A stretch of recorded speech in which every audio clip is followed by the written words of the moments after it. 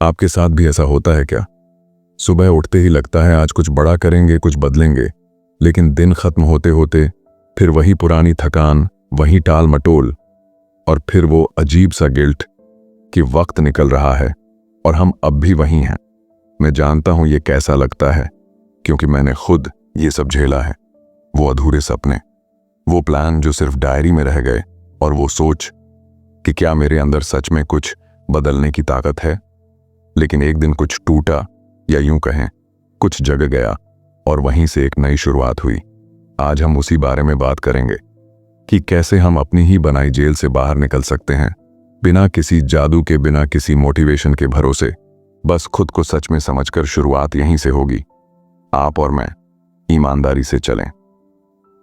अध्याय 1, विद्रोह की पहली चिंगारी। तुम्हें सिखाया गया है कि जो है जैसा है उसे स्वीकार कर लो, पर क्या कभी पूछा है क्यों स्वीकारें? ओशो की किताब असंभव क्रांति की शुरुआत इसी सवाल से होती है। एक ऐसा सवाल जो न सिर्फ व्यवस्था पर उंगली उठाता है, बल्कि हमारे सोचने की पूरी शैली को चुनौती देता है। आज हम बात करेंगे इस पहले अध्याय की, जिसमें ओशो विद्रोह की बात करते हैं। पर यह कोई बाहर का विद्रोह नहीं है, ये भीतर से उठने वाली एक चुप सी नहीं कहने की ताकत है। कल्पना करो, एक युवा है, जैसे आप हैं या मैं था। जिंदगी में सवाल हैं, लेकिन जवाब जो मिलते हैं वो रटे रटाए हैं। भगवान को मानो, बड़ों की बातों पर भरोसा करो, जो है वही सही है। लेकिन अंदर एक बेचैनी है, एक आवाज जो कहती है, क्या ये सब मेरा सच है? ओशो भी ऐसे ही युवा थे, पर उन्होंने उस बेचैनी को दबाया नहीं, उसे सुना, और यहीं से शुरू हुई असंभव क्रांति की पहली चिंगारी, व्यवस्था से पहला टकराव। लेकिन कैसे और क्यों? ओशो कहते हैं, हम एक ऐसी व्यवस्था में जीते हैं जहां सोचने की आजादी कम है और मान लेने की आदत ज्यादा। धर्म, शिक्षा, परिवार, ये सभी एक ढांचे की तरह हैं, जहां हमसे उम्मीद की जाती है कि हम फिट हों, न कि स्वतंत्र हों। लेकिन ओशो का मानना है, जो व्यक्ति सचमुच जीना चाहता है उसे सबसे पहले सिस्टम से टकराना ही पड़ेगा। क्यों? क्योंकि हर नया विचार पहले असहमति से शुरू होता है। यह टकराव हिंसक नहीं होता, यह शांत होता है, पर बहुत गहरा होता है। विद्रोह का मतलब तोड़ना नहीं, देखना है। जब हम विद्रोह शब्द सुनते हैं तो अक्सर सोचते हैं क्रोध, तोड़फोड़, संघर्ष, पर ओशो के लिए विद्रोह का मतलब है जागरूकता, देखना, पूछना, और जो सच नहीं है उसे छोड़ देना। उन्होंने कहा, सत्य को सिर्फ मानो मत, पहचानो। यही है असली विद्रोह, क्योंकि जब आप अपने अनुभव के आधार पर चीजों को समझते हैं तब आप भीतर से बदलते हैं, और यही है वो क्रांति जो बाहर नहीं भीतर घटती है। छोटा कदम, लेकिन सबसे बड़ा बदलाव। ओशो बताते हैं, पहला कदम यही होता है कि आप रुकें, देखें और खुद से पूछें, जो मैं मान रहा हूं, क्या वो मैंने जाना है या बस सीखा है? ये फर्क बहुत महीन है, पर अगर आपने इसे देख लिया तो यह पहला कदम है असंभव क्रांति की ओर। यह अध्याय कोई भारी भरकम तर्क नहीं देता, यह एक सरल बात कहता है, अपनी आंखें खोलो और अपनी ही जिंदगी को एक बार फिर से देखो, जैसे किसी और की नहीं, अपनी खुद की जिम्मेदारी हो। ओशो कहते हैं, हर बड़ा बदलाव शुरू होता है सवाल से, और हर सवाल शुरू होता है ईमानदारी से खुद को देखने से। अगर आप देख ही सकते हैं कि जो कुछ आपने माना है वो जरूरी नहीं कि सच हो, तो अगला सवाल ये है, अब जब मुझे ये दिख गया तो मैं क्या करूं? क्या करना चाहिए जब आप पहली बार जागते हैं? अगले अध्याय में हम यही जानेंगे कि जागृति के बाद पहला कदम क्या होता है, और क्यों कई लोग इस बिंदु पर वापस सो जाना चुनते हैं। मिलते हैं अध्याय 2 में, जहां बात होगी डर, भ्रम और सच्चे साहस की। अध्याय 2, डर का सामना और नींद से जागना। जागना आसान नहीं होता, क्योंकि आंखें खुलते ही सबसे पहले जो चीज सामने आती है वो है डर। ओशो। पिछले अध्याय में हमने जाना कि विद्रोह की शुरुआत देखने से होती है। जब आप पहली बार ईमानदारी से अपनी जिंदगी की तरफ देखते हैं तो एक चुभती हुई सच्चाई सामने आती है कि अब तक जो कुछ माना, सोचा और जिया वो शायद आपका अपना था ही नहीं, और यहीं से शुरू होता है दूसरा अध्याय, जहां बात होती है उस डर की जो हमें फिर से सो जाने पर मजबूर करता है। डर क्यों आता है? जब आप जागते हैं, कल्पना कीजिए, आप अंधेरे कमरे में आराम से बैठे हैं, और अचानक कोई खिड़की खोल देता है। तेज रोशनी अंदर आती है, आंखें चुभने लगती हैं, मन घबरा जाता है। कुछ वैसा ही होता है जब आप भीतर से जागते हैं। सच की रोशनी तेज लगती है, क्योंकि अब आपको खुद से नजरें मिलानी है। ओशो कहते हैं, इंसान सिर्फ इसीलिए झूठ में जीता है क्योंकि सच को देखना डरावना होता है। इस डर की कई शक्लें होती हैं। अगर मैं बदल गया तो लोग क्या कहेंगे? अगर मैं अपने रास्ते पर चला तो अकेला पड़ जाऊंगा। अगर मैं पुराना सब छोड़ दूं तो नया क्या होगा? यही डर हमें वापस उसी झूठी दुनिया में ले जाता है जहां हम सुरक्षित तो हैं पर जिंदा नहीं। नींद से जागने का मतलब, और क्यों लोग वापस सो जाते हैं? ओशो बताते हैं, मनुष्य को सत्य से ज्यादा परिचित भ्रम पसंद आता है। क्यों? क्योंकि भ्रम में आराम है, आदत है, कोई चुनौती नहीं। पर जागना इसका ठीक उल्टा है। जागना मतलब जिम्मेदारी लेना, फैसले खुद करना और सबसे जरूरी भीतर के अकेलेपन का सामना करना। ओशो के शब्दों में, भीतर जागरूकता आए तो बाहर की भीड़ खो जाती है। और यही सच्चा साहस मांगता है। डर से लड़ना नहीं होता, समझना होता है। यहां एक अहम बात आती है। ओशो कहते हैं, डर से मत लड़ो, उसे देखो, पूरा देखो, समझो। क्योंकि डर तभी तक बड़ा लगता है जब तक आप उसे टालते हैं। जैसे ही आप उसके सामने ठहरते हैं, पूछते हैं, तू कौन है, तो कई बार पता चलता है कि वो बस एक पुराना विश्वास था जो अब टूट चुका है, पर उसकी परछाई अब भी साथ चल रही है। ओशो का नजरिया बिल्कुल अलग है। वे डर को गुरु की तरह देखने को कहते हैं, क्योंकि डर दिखाता है कि आप अभी भी किसी भ्रम में बंधे हैं और वहीं से अगला कदम निकलता है। जागना एक बार नहीं होता, ये एक सतत प्रक्रिया है। बहुत लोग सोचते हैं कि एक बार जागने के बाद सब बदल जाएगा, पर ओशो कहते हैं, जागरण कोई घटना नहीं है, यह एक यात्रा है, हर पल फिर से जागने की। आप आज जागे, कल फिर सो सकते हैं, पर हर बार जब आप ईमानदारी से खुद को देख लेते हैं तो आप फिर थोड़ा और सच के करीब होते जाते हैं। यह कोई रोमांचक चमत्कार नहीं है, यह एक धीमी पर गहराई से भरपूर प्रक्रिया है। तो इस अध्याय की सबसे बड़ी बात यह है, जागना डरावना हो सकता है, लेकिन डर से ही असली आजादी की शुरुआत होती है। डर को देखकर आप पहली बार खुद के करीब आते हैं, और यही वो मोड़ है जहां से असंभव क्रांति की यात्रा सच में शुरू होती है। अब आगे क्या? अब जब हम डर को देखना शुरू करते हैं तो एक और परत खुलती है, मन की चतुराई। मन जो कहता है, चलो थोड़ा कॉम्प्रोमाइज कर लो, सब छोड़ना जरूरी नहीं, थोड़ा बदल लो। लेकिन पूरी तरह क्यों बदलना? और यहीं से शुरू होती है मायाजाल की चालें, मन की चालाकी, जो आपको बदलाव से दूर रखने की सबसे मजबूत कोशिश होती है। क्या आप सच में बदलना चाहते हैं या सिर्फ बदलाव का सपना देखना पसंद है? अगले अध्याय में जानेंगे मन के जाल और झूठी क्रांति की असली पहचान। अध्याय 3, मन के जाल और झूठी क्रांति का धोखा। सबसे खतरनाक बंदीगृह वही होता है जो दिखने में आजादी जैसा लगता है। ओशो, अब तक आपने देखा कि कैसे जागरूकता की पहली किरण हमारे भीतर छुपे डर को उजागर करती है, और उस डर को समझना ही असली पहला कदम है। पर अब जो सामने आता है वो कहीं ज्यादा चुपचाप और चालाक होता है। मन का खेल, या कहें झूठी क्रांति का सबसे महीन जाल। जब मन कहता है, ठीक है थोड़ा बदल लो। मान लीजिए आपने डर को देख लिया, आपने कुछ पुरानी मान्यताओं को छोड़ भी दिया। अब आप सोचते हैं, शायद मैं बदल गया हूं। लेकिन वहीं पर मन चुपके से एक नया रूप धर लेता है। वो अब विरोध नहीं करता, वो सहमत होने का नाटक करता है। वो कहता है, बिल्कुल जागना जरूरी है, लेकिन संतुलन भी तो जरूरी है। थोड़ा ध्यान कर लो, थोड़ा टीवी भी देख लो, थोड़ा सच बोलो, थोड़ा झूठ भी चलता है। और यहीं से शुरू होती है झूठी क्रांति। झूठी क्रांति क्या है और ये इतनी खतरनाक क्यों है? ओशो बताते हैं, जब कोई व्यक्ति भीतर से सचमुच बदलने लगता है तो मन उससे पूरी ताकत से नहीं लड़ता, वो समझदारी का मुखौटा पहन लेता है। मन कहता है, पूरा मत बदलो, थोड़ा बदले हुए जैसे दिखो, बाकी सब वैसा ही रहने दो। यानी बाहर से तो लगता है कि आपने पुराना छोड़ दिया है, लेकिन भीतर वही पुरानी धारणाएं, वही आदतें अब सिर्फ नए नामों से चल रही होती हैं। जैसे धर्म बदल गया लेकिन अंधविश्वास बना रहा, गुरु बदल गया लेकिन आश्रित होना नहीं गया, भाषा बदल गई लेकिन भीतर की चुप्पी अब भी नहीं टूटी। ओशो इसे कहते हैं सजावट का विद्रोह, यानी दिखावटी बदलाव, जिससे न कोई भीतर हिलता है न बाहर कुछ असली बदलता है। मन के ये जाल हमें क्यों इतने प्रिय लगते हैं? इसका कारण बड़ा सरल है, ये आरामदायक है। बिना असल खतरा उठाए हमें बदलाव जैसा एहसास मिलता है। जैसे नकली फूल दिखने में सुंदर, सच्चे फूल से भी ज्यादा टिकाऊ, पर उनमें न सुगंध होती है न जीवन। इसी तरह झूठी क्रांति हमें ये भ्रम देती है कि हम बदल रहे हैं, जबकि हम असल में मन की ही चाल में फंसकर उसी पुराने घेरे में घूम रहे होते हैं। तो असली क्रांति क्या है? ओशो कहते हैं असली क्रांति भीतर से आती है, बिना शोर, बिना प्रचार, बिना किसी योजना के। ये कोई फैशन नहीं, ये कोई प्रचार का साधन नहीं।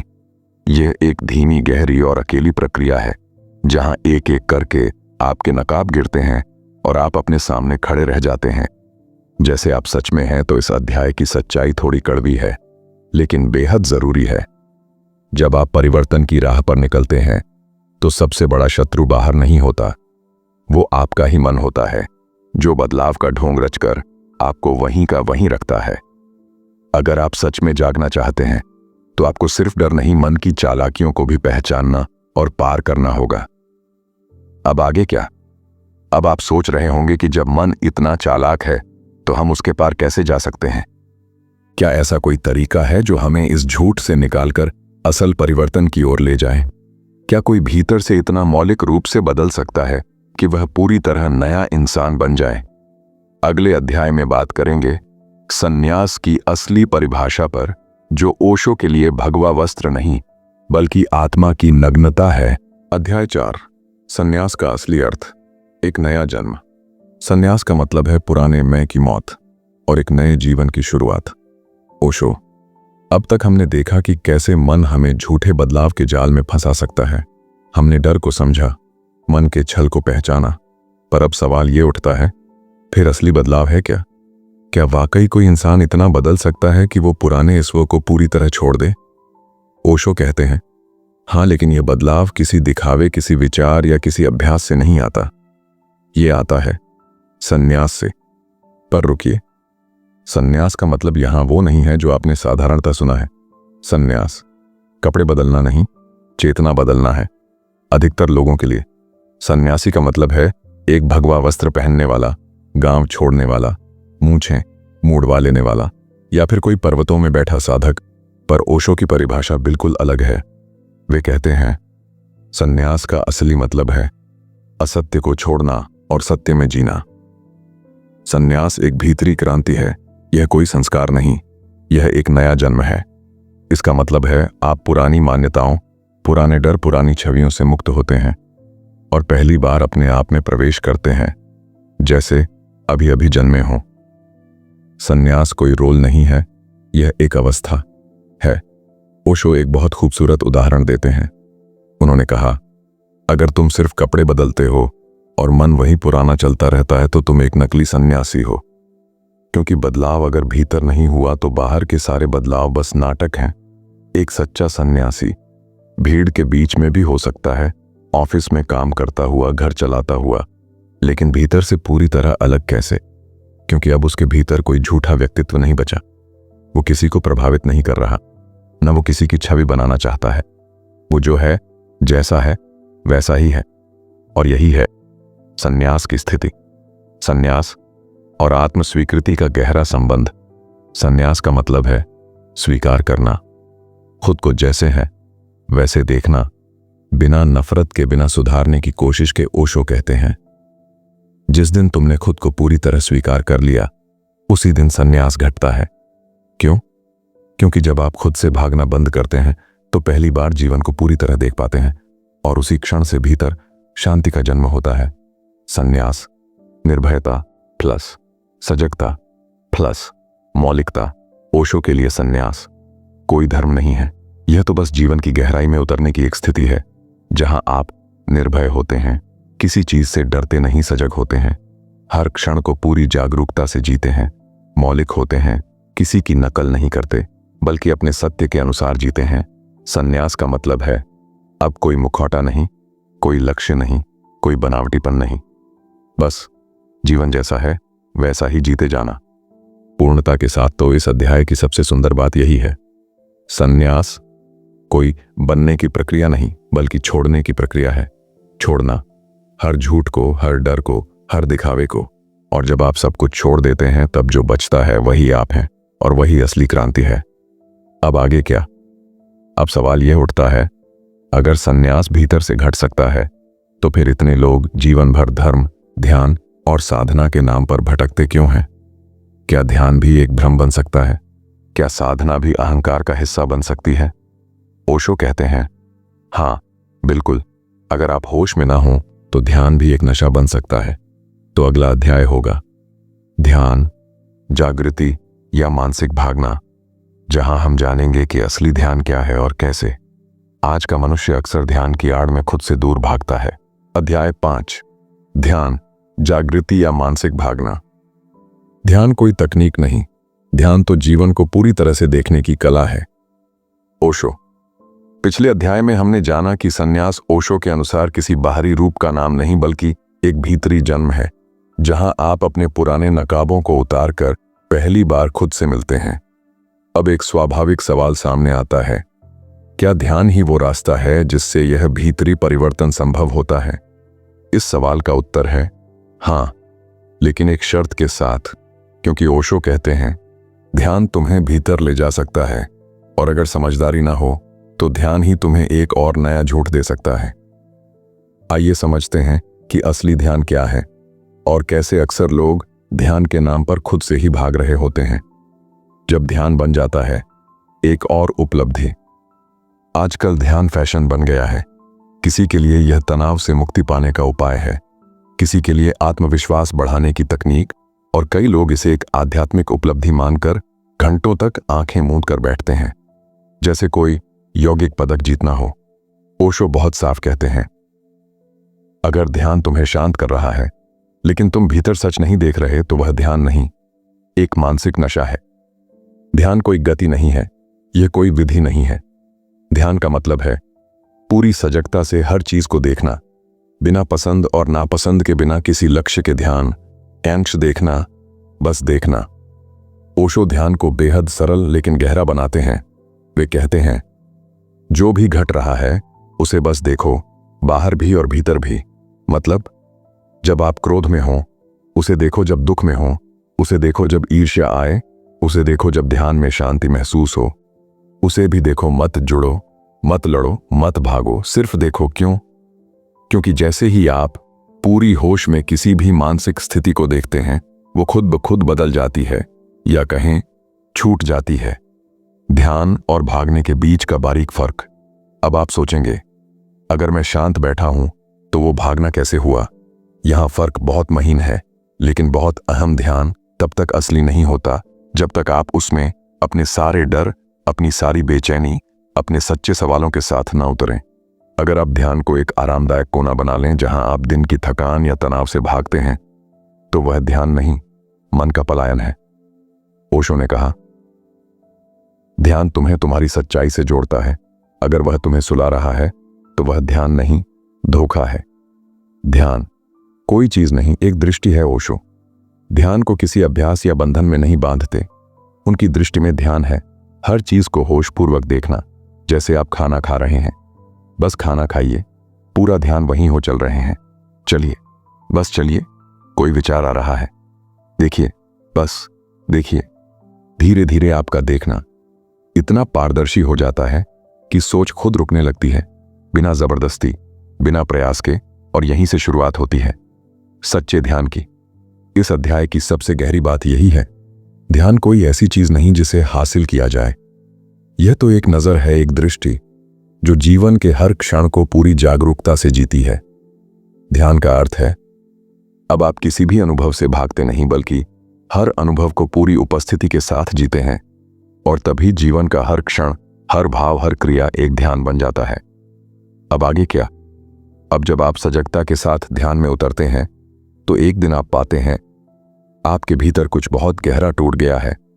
वो मैं जो अब तक हर चीज को पकड़ता था, हर भावना को नियंत्रित करना चाहता था, हर भूमिका निभा रहा था, वो धीरे धीरे गिरने लगता है। और तब सामने आता है स्वयं का शून्य। एक गहरा मौन, एक खालीपन। लेकिन रुकिए, क्या यह शून्यता डरावनी होती है या मुक्ति देने वाली? अगले अध्याय में हम इसी रहस्य को खोलेंगे। अहंकार की मौत और शून्यता की ओर पहला कदम। अध्याय 6, अहंकार की मौत और शून्यता की ओर पहला कदम। अहंकार एक सपना है जो टूटता है तो भीतर शून्य नहीं, पूरा ब्रह्मांड बचता है। ओशो। अब तक आपने जाना कि ध्यान कोई तकनीक नहीं, बल्कि जीवन को पूरी सजगता से जीने की एक कला है। ध्यान आपको धीरे धीरे भीतर की परतों से मिलाता है और एक दिन आप अपने भीतर किसी गहरे मौन से टकराते हैं। उस मौन में न कोई विचार होता है, न कोई पहचान, न कोई योजना, बस एक अजीब सी खाली जगह जो पहली नजर में डरावनी लग सकती है। क्यों? क्योंकि वही जगह होती है जहां अहंकार मरता है। अहंकार, वह मैं जो कभी था ही नहीं। ओशो कहते हैं, अहंकार कोई ठोस चीज नहीं है, यह सिर्फ तुम्हारे विचारों का एक जोड़ है। यह एक कल्पना है, एक भूमिका है, जिसे तुमने बार बार दोहराकर असली मान लिया है। सोचिए, जब आप कहते हैं मैं डॉक्टर हूं, मैं अच्छा हूं, मैं सफल हूं, मैं दुखी हूं, तो यह मैं कौन है? क्या वो आपकी असली पहचान है या बस आपके अनुभवों, नाम, शिक्षा, रिश्तों और यादों का एक बना बनाया चित्र है? ओशो इसे कहते हैं झूठा मैं, जो समाज ने आपको दिया है और आपने बिना देखे स्वीकार कर लिया। ध्यान में जब मैं गिरने लगता है, जब आप ध्यान करते हैं और हर अनुभव को सिर्फ देखते हैं, तो आप पाते हैं आपका मैं कुछ भी स्थायी नहीं है। कल आप खुश थे, आज उदास। कल आपने खुद को अच्छा माना, आज असफल। तो फिर यह मैं हर दिन कैसे बदलता जा रहा है?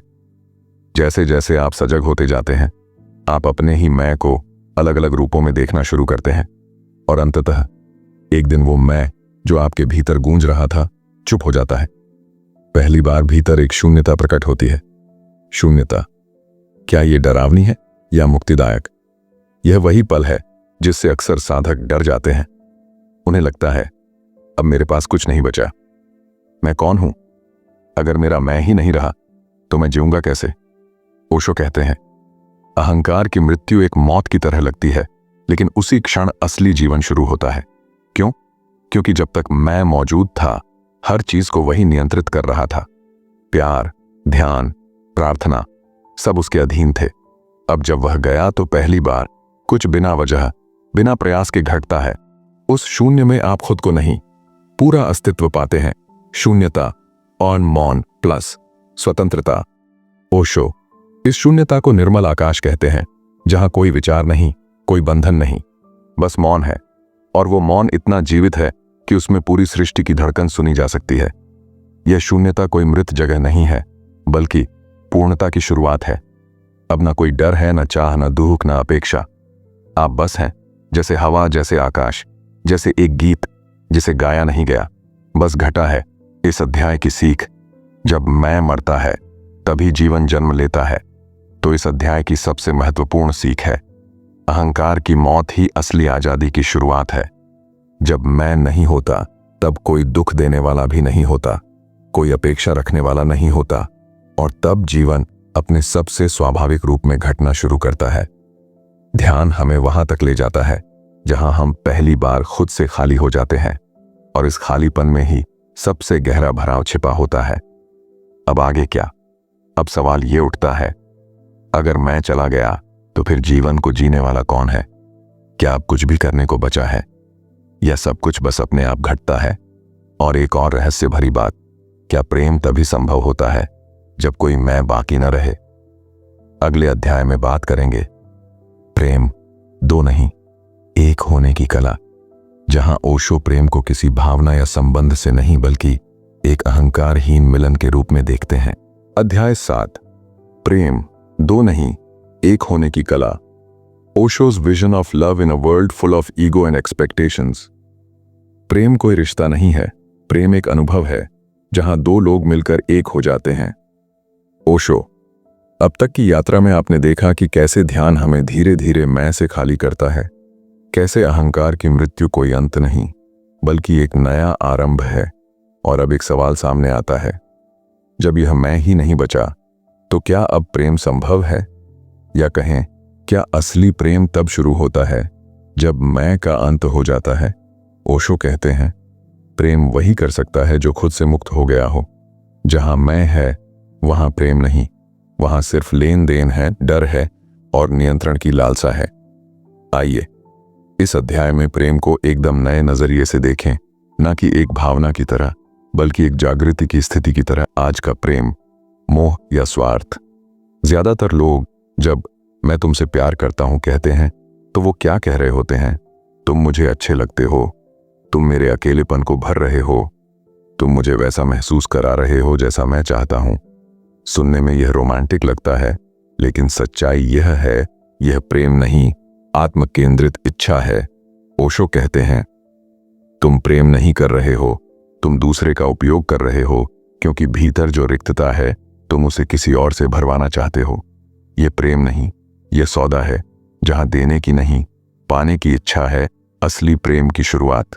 जब तुम खुद से भर जाते हो, ओशो की परिभाषा में प्रेम तब पैदा होता है जब इंसान पहले खुद को पूरी तरह समझता है, स्वीकारता है और भर जाता है। जो व्यक्ति खुद से प्रेम करता है वही प्रेम बांट सकता है। जो खुद को जानता है वो दूसरे को बदलने की कोशिश नहीं करता, वो उसे वैसे ही स्वीकार करता है जैसे वह है, और यही प्रेम है। इसका मतलब ये नहीं कि आप किसी से चिपक जाते हैं, बल्कि आप एक दूसरे के साथ होते हैं, लेकिन पूरी स्वतंत्रता और सजगता के साथ। कोई बंधन नहीं, कोई मांग नहीं, कोई अपेक्षा नहीं। प्रेम दो स्वतंत्र आत्माओं का मिलन, बंधन नहीं। ओशो बार बार इस बात पर जोर देते हैं कि सच्चा प्रेम मुक्त करता है, जकड़ता नहीं। लेकिन हमारा समाज प्रेम को ही बंदी बना देता है। अगर तुम मुझसे प्रेम करते हो तो ये करो। तुमने मुझे कॉल क्यों नहीं किया? तुम मेरी नहीं तो किसी और की कैसे हो सकते हो? यह सब स्वामित्व की भावना है, प्रेम नहीं। ओशो कहते हैं, प्रेम फूल की तरह है। अगर तुम उसे मुट्ठी में बंद करोगे वो मुरझा जाएगा, लेकिन अगर उसे खुला छोड़ दो वो महकेगा, खिलेगा और तुम्हें छू लेगा। प्रेम और ध्यान, दो पंख एक उड़ान। ओशो प्रेम और ध्यान को एक ही सिक्के के दो पहलू मानते हैं। ध्यान हमें अपने भीतर लाता है, प्रेम हमें दूसरे की ओर खोलता है। अगर आप केवल प्रेम करें तो आप खो सकते हैं, क्योंकि आप दूसरों पर निर्भर हो जाते हैं। अगर आप केवल ध्यान करें तो आप अकेले रह सकते हैं, क्योंकि आप किसी से नहीं जुड़ते। लेकिन जब प्रेम और ध्यान एक साथ होते हैं तब प्रेम में स्वतंत्रता होती है और ध्यान में कोमलता होती है। तब तुम प्रेम करते हो लेकिन उसमें प्यास नहीं, पूर्ति होती है। तब तुम किसी को छूते हो लेकिन उसे कैद नहीं करते। इस अध्याय की सीख, प्रेम में मैं नहीं होता। इस अध्याय की सबसे गहरी बात यही है, प्रेम कोई भावना नहीं बल्कि एक स्थिति है, एक ऐसी अवस्था जहां तुम और दूसरा अलग नहीं रह जाते, लेकिन तुम उसे बदलने की कोशिश भी नहीं करते, क्योंकि तुम्हें खुद में कोई कमी नहीं लगती और सामने वाले में भी कुछ सुधारने की जरूरत नहीं लगती। यह प्रेम पूर्णता से पैदा होता है और पूर्णता को देता है। इस पूरी बातचीत का मकसद सिर्फ एक था, आपको खुद की तरफ थोड़ा और गहराई से देखने की दावत देना, क्योंकि सच्चाई यह है कि जिंदगी बाहर नहीं, आपके अंदर से बदलती है। जो भी बातें हमने की, चाहे वो टाल मटोल हो, अहंकार हो, ध्यान हो या प्रेम, इन सब का एक ही जड़ है, आपका अपना सच, आपकी अपनी सजगता। तो अगर आज का वीडियो आपके भीतर कुछ भी हलचल पैदा कर गया हो, अगर कहीं थोड़ी सी भी रोशनी हुई हो, तो एक छोटा सा कदम जरूर उठाइए। एक दिन का समय खुद के साथ बिताइए, बिना किसी शोरगुल के, बिना किसी दिखावे के।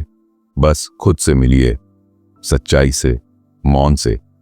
और अगर आप चाहते हैं कि ये यात्रा और आगे बढ़े तो यहीं जुड़िए। हम साथ चलेंगे धीरे धीरे लेकिन गहराई में। आपका साथ, आपकी सच्ची जिज्ञासा ही इस सफर को मायने देती है। फिर मिलेंगे एक और ईमानदार बातचीत के साथ। ख्याल रखिए और याद रखिए, आप अकेले नहीं हैं।